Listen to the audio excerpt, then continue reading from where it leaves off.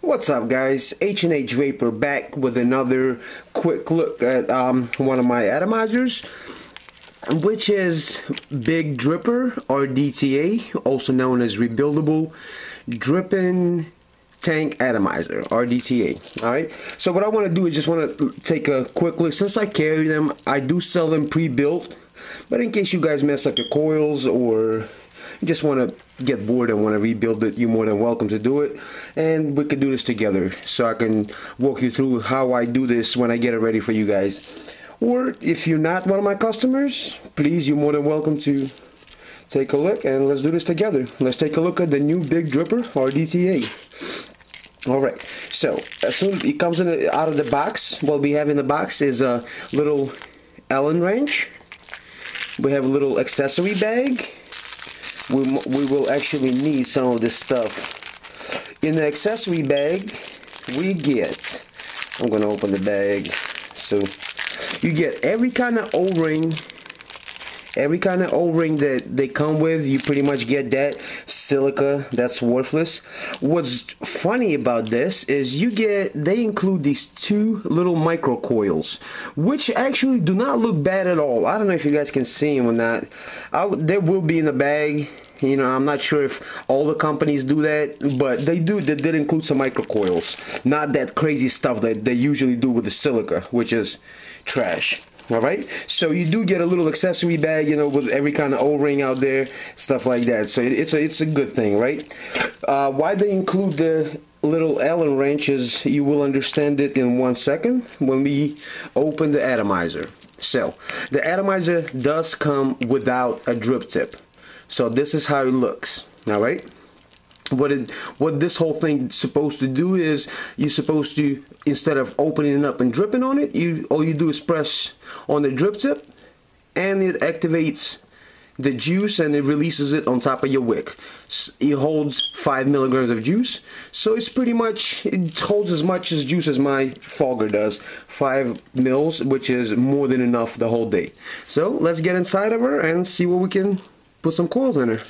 Alright, just FYI, when you do take her apart, guys, it's spring operated inside, so just make sure you kind of hold it together, you know what I mean, with in between your hands while you're unscrewing, because when it gets loose it will shoot out.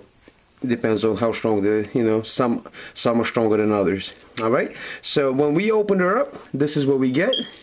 We get a base with a spring, so that's one part. This is the base itself, which is regular 3 posts. Alright, the Allen wrench is, as you could see, for these little screws. They got little headless screws. I will tell you why. Is because there is not a lot of room to play with inside this chimney. So when you put it on, and if you got long screws, you will shorten it out because it will touch the inside of the dome. Now, saying that, I do, when I pre-build mine on numerous occasions, I have replaced these little things with screws because I do like to use heavy gauge, so just to be on the safe side. But I do use screws that fit and that do not touch, so, but you can replace them. Plus it makes it a little bit convenient also when you replace it. Okay, here's the top piece. This actually do come out. So this is the actual drip tip piece is right here, and this is the top cap. Alright, so this pretty much, we have all the pieces right here in front of you. Alright, so let's get all this stuff, let's put it aside because we don't really need it right now. Our main thing is our base. Okay, let's put her on something. I'm gonna use my little tobacco jig. Tobacco, however you guys want to call them. Alright, let me move up a little bit so we can get a better look. Alright, so a little quick thing before we start. Do you see that, let me get something better to point with. You see how deep the deck is? Okay, so the actual coils are gonna be inside the deck. This is the air holes. Okay, you want your coil, when you build it, you want to be able to see your coils through this air hole. Okay, so they have to be inside. Why I'm saying this is I've noticed a couple people selling pre-built big drippers on eBay, and their coils are just verkakt like this. They sitting all crooked, sticking up, and I know how that happened is because when you just stick them in, that's how they look. So what they did is just stuck them in, tied it up, and put them up for sale.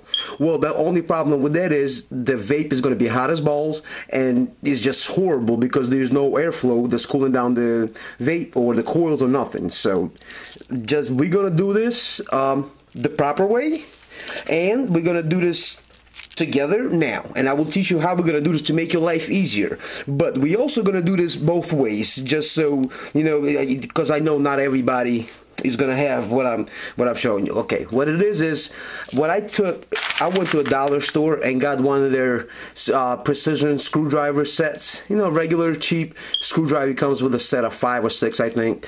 Okay, so what I did was I took one of these regular screwdrivers, and what I did was I just bent it right at a 90-degree angle. You see it? I just took a pair of pliers and bent it. It's pretty soft, you know what I mean, and cut the end of it. Okay.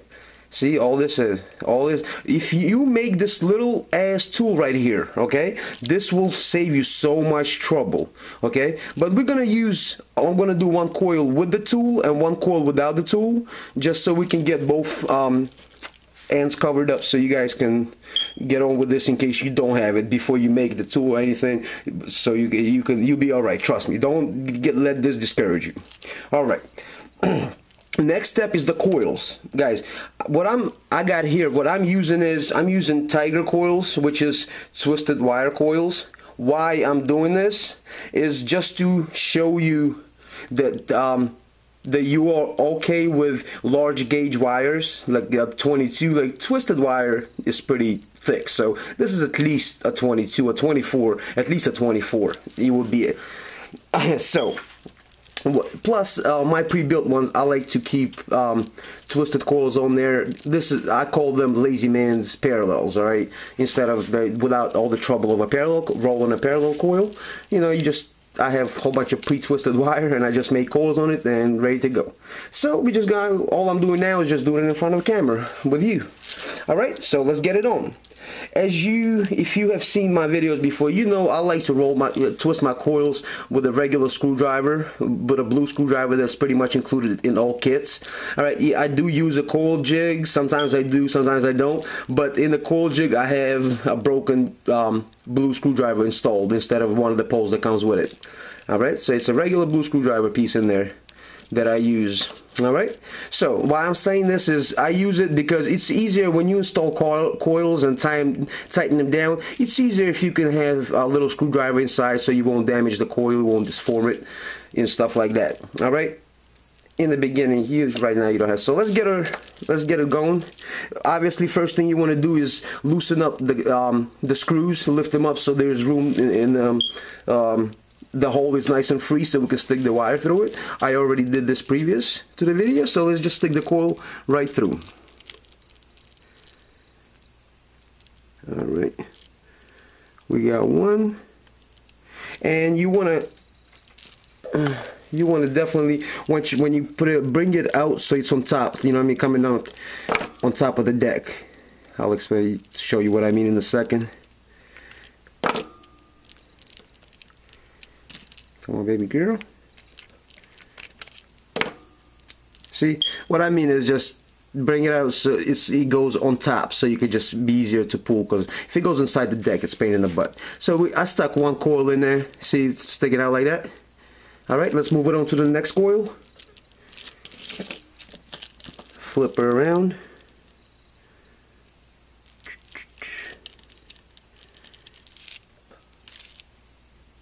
And do the same thing to the other side.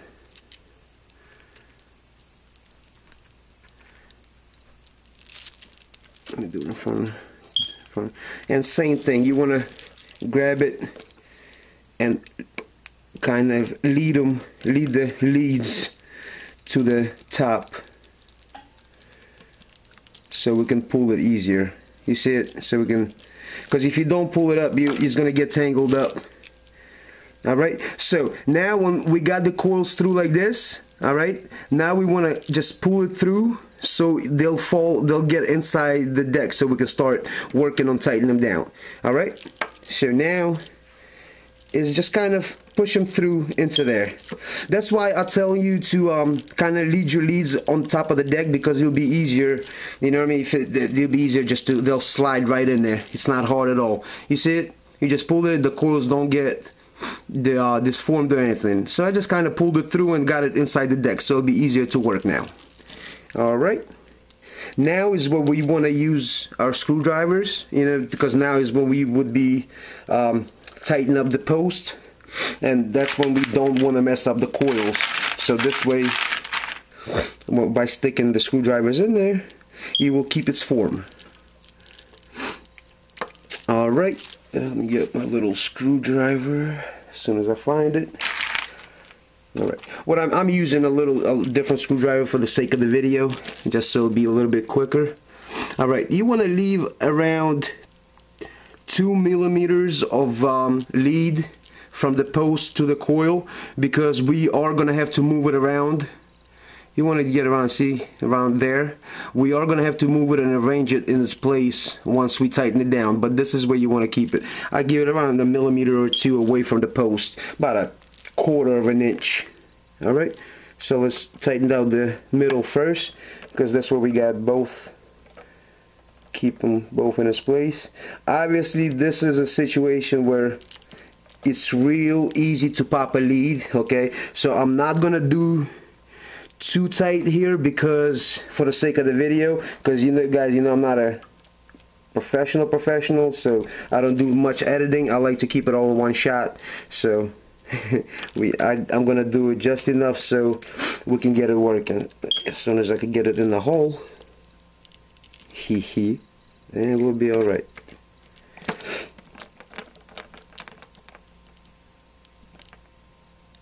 All right, like I said, I'm not gonna squeeze it off, but you guys know when to stop, how much torque to use or anything. And because I didn't make it as tight, I'm gonna use clippers at least on the negative on the negatives. All right, so but you usually want to twist off the leads. This way you will know if it's tight enough. Obviously, if you twist it and you can see the coil moving, that means the post is not tight enough. My coil is not moving, thank you for that. But if it does move, you know it's not tight enough. You might want to tighten it up a little bit more. Obviously, I don't want to bring the wire cutters in there, because there's coils, the proximity is way too close for me to be cutting these leads. So I'm going to twist these off. All right, so we got the leads twisted off, and this is the final product we have right now before arranging anything. Just regular 2 coils. Guys, this was not hard at all. Any coils, like I said, if you're using heavier, smaller gauge wire, it's a lot better. I like 26 to 24 because they are easy to work with. You know, they twist into a coil nicely, keep its shape. Another thing before we keep going, I do not torch my wire before I build coils, before I install it, because I feel like they become a little bit more brittle. So what I do is I install the coils first, and then once I initial fire it, that's when it's gonna get its burning off stuff. All right, so this is what we have. Now we want to start getting it in its position, so it will be lined up perfectly with our air hole. All right, so remember, our goal is to look in this air hole and see a coil. All right, like I said, not a lot of us got our tools, okay, to be working with, so we're gonna have to work with what we got. All right, which, let's go with first tweezers. Regular tweezers work. I got little ceramic tops. So all you guys do, let me move some of this stuff around. All you do is kind of squeeze it, and just, you want to get it a little bit down towards the air hole.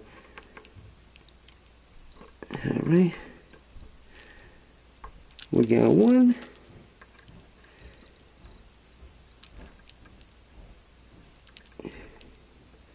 And we got 2. And do you guys see what I did here? I just bended the coils right down. I kept them so you don't want to move them too much because you might snap something, break it off. But this is what we look like right now before the initial fire. Alright, so now we want get a mod. 1 second, as soon as I find mine. We want to get a power source here. 1 second, guys, I apologize.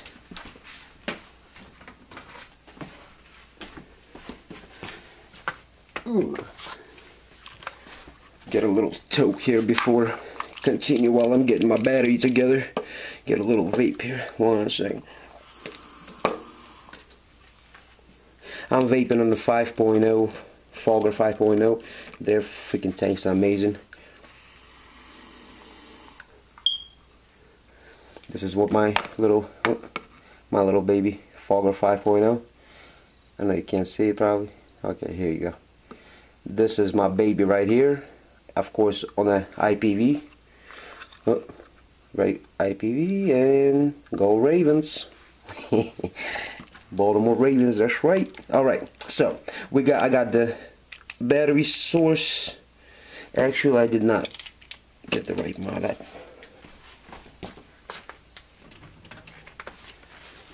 Alright. Like I said, guys, I apologize about the amateurism. Just because I don't really edit my videos. I keep them straight up so you can see the validity of it, you know, that I like building my atomizers, and I like teaching other people how to do that. I really enjoy doing that, so that's why I like to keep it as authentic as possible. Alright, once again, I apologize about the wait. So now we got that, our initial on the power source now, after initially positioning the coils, after just installing them. So that's where you want to fire it the first time to get the first. You don't want to just press the button and let it go straight. You want to kind of pump it. So if there is a hot spot, you see how there's hot spots? You want to let it burn it out.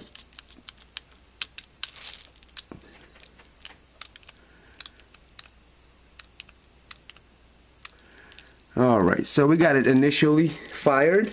Now is where we want to finalize our positioning of our coils.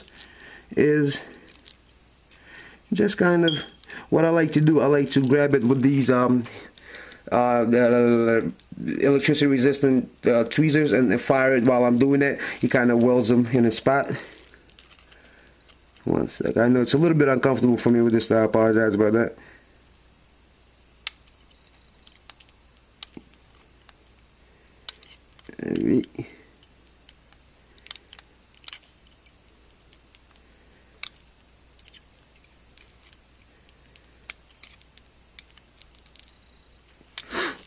Alright, guys, so what I did is I would just a little bit arrange them a little bit better so they be, and this is how we got. I know twisted wire, and you see a little bit, they still light pretty good, you know, a little spot there, but if I played with it a little bit more, you know what I mean. I didn't even get to use my tool. Usually I use this little tool, and you know, I get it in the coil, and that's what I position it with. You know, it makes it a lot easier. Today, I didn't need to, because I guess I wanted to show you how it's done without it. For those of you that don't have the resources to make one, but don't feel like going to the store looking for dollar store stuff like that. So here's what we did. This without anything. Regular needle nose pliers would have done it. The curved ones like these, you know, every vapor should have these. These are the best little pliers you can have. Alright, so once again, this is the coil, this is the fire of it. So let's go ahead and wick her real quick and get her vaping. Let's get her vaping, and then we'll explain a little about the top of the system here, and we'll go from there. Alright, so what I like to use, what everybody's pretty much using these days, like I said, my favorite is Japanese cotton. What I do is I take a full pad, I split it right down the middle, and that's what I use the middle pieces. I use about a 1/4 of an inch of a strip, probably even less. I'm not really good with measurements out of my head, so we want to cut out. Oh, get off my things. 1 second, let me grab that. I got one, and we're gonna cut another. These are the strips. This is the kind of size you want.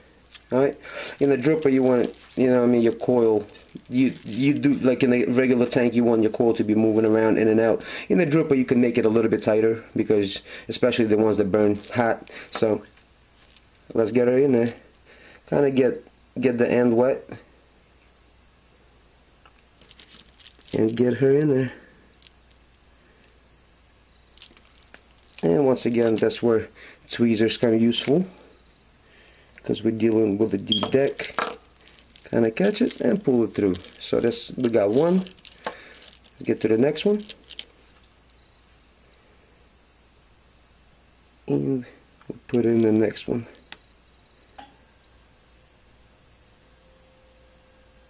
Oh, we could just go in through the, you see on one side of it is a little bit tighter than on the other side.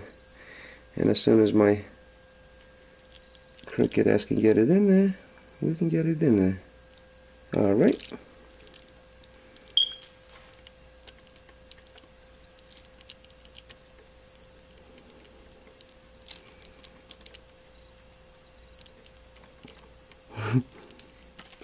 Sorry about that.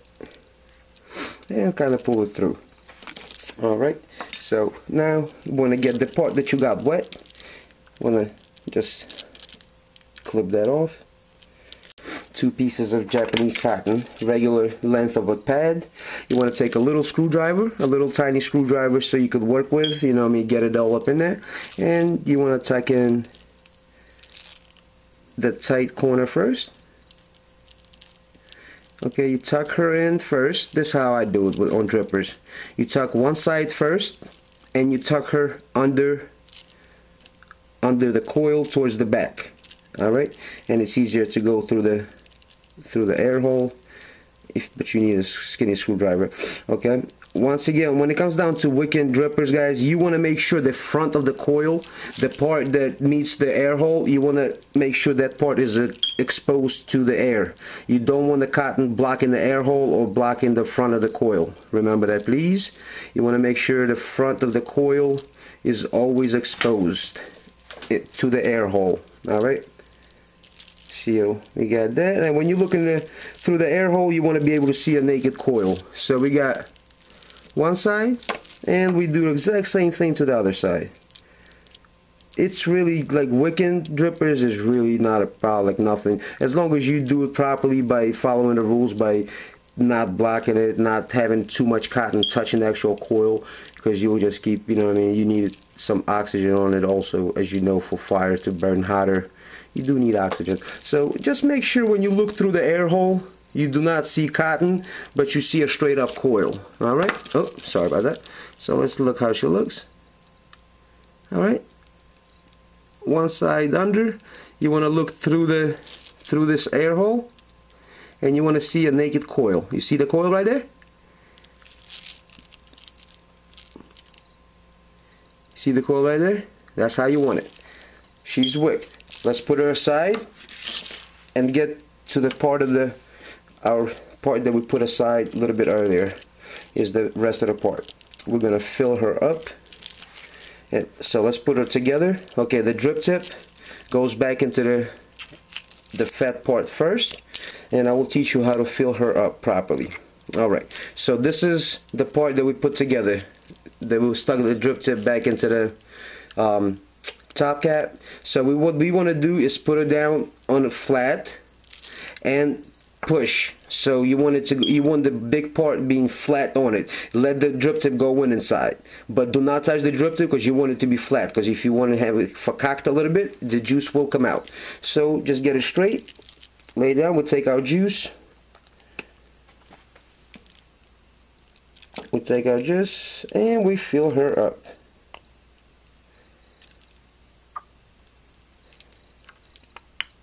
I want to put enough so I can show you the workings of it, the best part of it. Alright, now let me explain this to you. The best part, if you fill it up to the line of the mouthpiece, I can't really show it to you right now. Okay, yeah, if you fill it up to this piece, to the hole, it's 3 milligrams. All right, that's 3 milligrams. If you want to have 5 milligram capacity, you take the other piece. All right, you put the spring on it, and what you do is you stick this piece, the neck, into that hole that we filled up the line to. Remember, we want to stick this shaft into that hole. All right, and stop. As soon as we stick it in there, we want to stop. All right, but you want to make sure it's all the way in there. All right, you see how she is in there, and I'm holding her like this open. Now you can fill up all the way to the edge. All right, you can fill her up all the way to here, which makes it 5 milligrams. All right, so we fill her up, we push down, and we screw her back in. All right, so she's back together.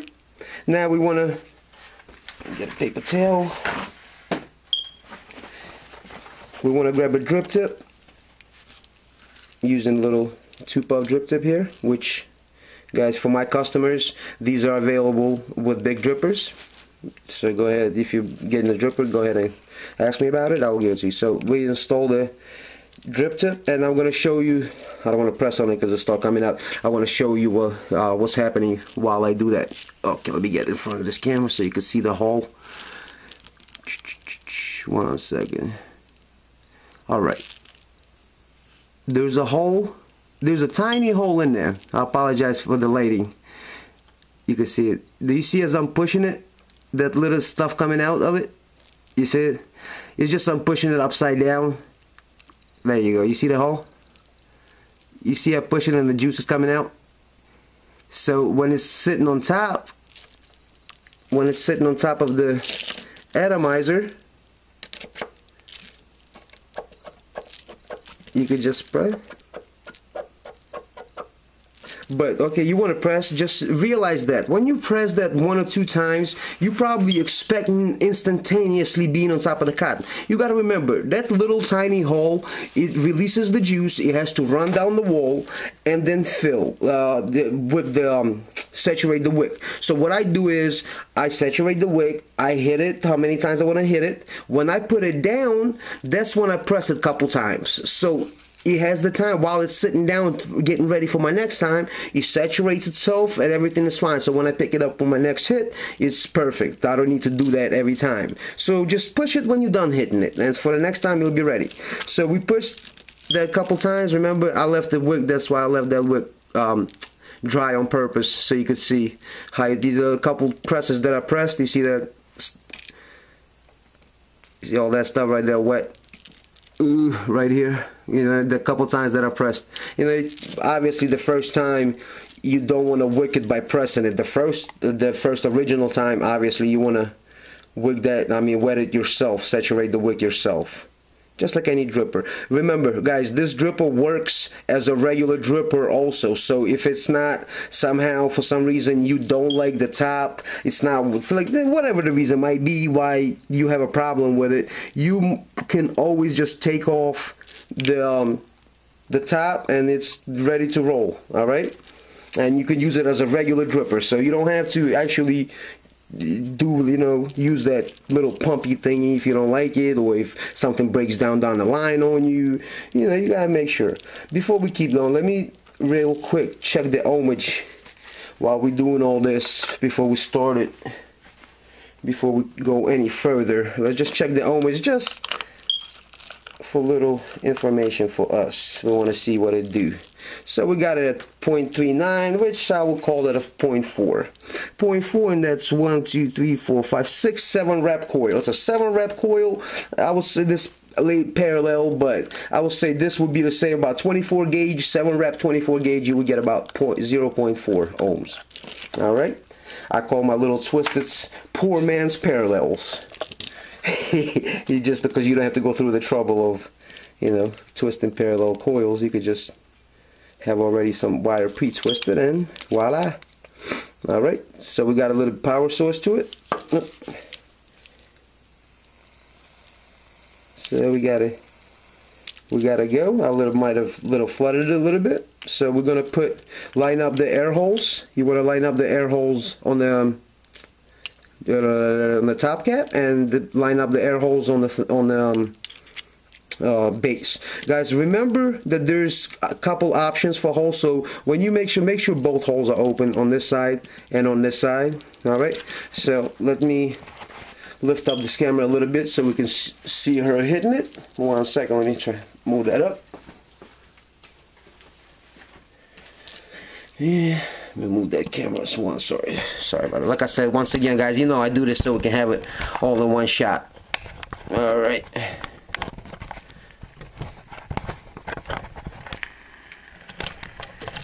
All right. So let's see how she hits.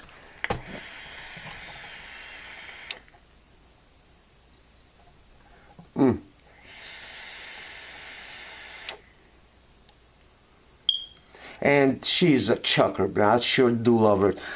Like I said, big dripper, Rdta. I hope you guys, I help some of you out there. If it helps you make up your mind about getting this thing, you should get it. This thing is freaking amazing. Like I said, it's very convenient, holds 5 mils of juice. Just take it with you, take it on the go. If you're a dripper, like drippers, don't like tanks, this is thing for you.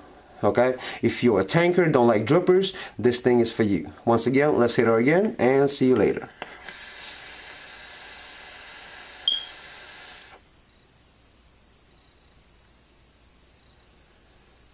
Peace, love, and bubblegum. HH Vapor, peace out.